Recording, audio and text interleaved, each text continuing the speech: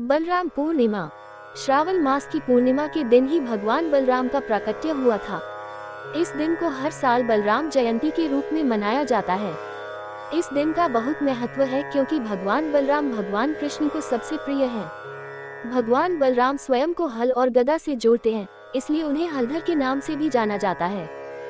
भगवान श्री कृष्ण सभी अवतारों में सर्वश्रेष्ठ भगवान हैं। बलराम जी श्री कृष्ण के प्रथम विस्तार हैं। कृष्ण और बलराम के रूप में अंतर। बलराम जी और श्री कृष्ण केवल स्वरूप में भिन्न हैं। श्री कृष्ण का स्वरूप काले बादलों के समान नीला या श्यामवर्ण है, इसलिए कभी कभी उन्हें घनश्याम भी कहा जाता है। श्री बलराम जी का स्वरूप शुद्ध दूध या बादलों के समान श्वेत है। श्री बलराम की भूमिका। बलराम जी विभिन्न प्रकार से भगवान का सहयोग करते हैं और शेषनाग के रूप में श्री कृष्ण की सेवा का आनंद लेते हैं। जब श्री कृष्ण इस भौतिकवादी दुनिया में प्रकट हुए तो वे अपने सहयोगियों और सामग्री के साथ आए। भगवान बलराम का आगमन। जब 5000 वर्ष पहले भगवान श्री कृष्ण इस सांसारिक ग्रह पर प्रकट हुए थे। श्री बलराम इस संसार में पहले आए। जब बलदेव 7वीं संतान के रूप में देवकी के गर्भ में रहे तो उन्होंने मान लिया कि यह बालक कोई साधारण बालक नहीं है, वो एक दिव्य बालक है जिससे वह उसकी सुरक्षा को लेकर चिंतित रहती थी। माता देवकी में एक चमक देखकर कंस सतर्क हो गया। उसने सोचा कि भविष्यवाणी ने उसे मूर्ख बनाया होगा। देवकी के 8वें पुत्र के स्थान पर 7वें पुत्र द्वारा उसका वध होगा। कंस का भय। यहाँ तक कि कंस भी उसकी शक्ति को महसूस करके भयभीत हो गया। उसने सोचा कि भविष्यवाणी ने उसे धोखा दिया होगा कि वह केवल देवकी की 8वीं संतान द्वारा मारा जाएगा।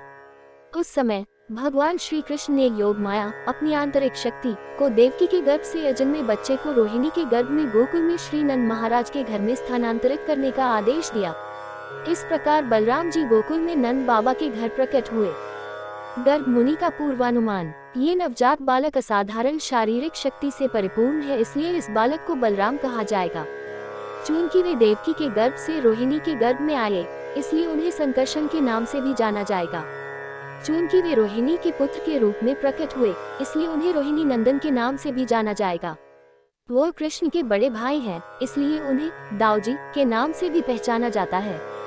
भगवान बलराम का प्राकट्य। श्री बलराम जी दिखने में स्फटिक के समान श्वेत हैं। बलराम जी एक 16 साल का लड़का है जो अलौकिक शक्तियों और उत्साह से भरपूर है। वह नीले वस्त्र और वनमाला और कुंजमाला की माला पहनते हैं।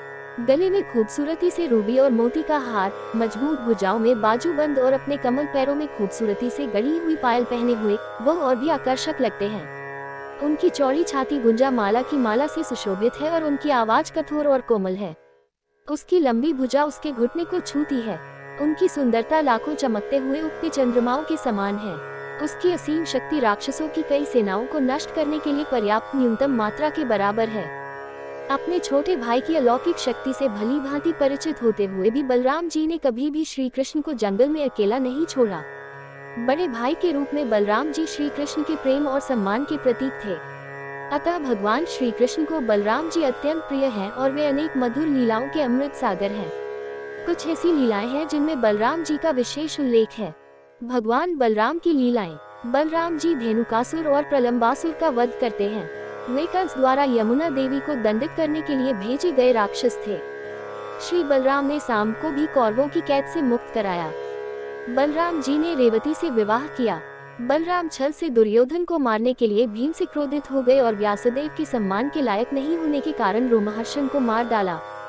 अध्यात्म के रचयिता। परमेश्वर के प्रथम विस्तार के कारण संपूर्ण आध्यात्मिक जगत की उत्पत्ति बलराम जी से हुई है। परम भगवान की सेवा में लगे सभी भौतिक और चेतन पदार्थ श्री बलराम जी से विस्तारित हैं।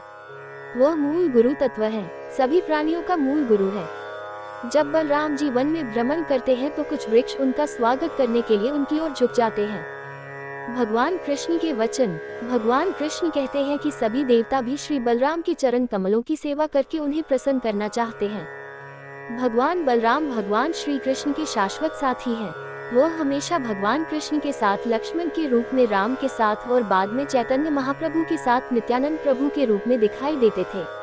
लगातार वह भगवान को सेवा प्रदान करने के लिए उनकी लीलाओं में हमेशा सर्वोच्च भगवान कृष्ण के साथ रहे।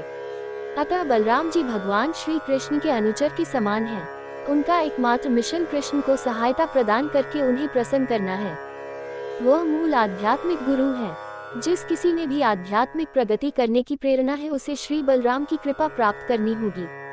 इस प्रकार हमें प्रार्थना करनी चाहिए और भगवान बलराम को प्रसन्न करना चाहिए कि वह हमें पूरी भक्ति और समर्पण के साथ भगवान कृष्ण की सेवा करने की शक्ति प्रदान करें। ऐसी ही और रोचक जानकारियों के लिए हमारे चैनल को लाइक, शेयर और सब्सक्राइब करें। धन्यवाद।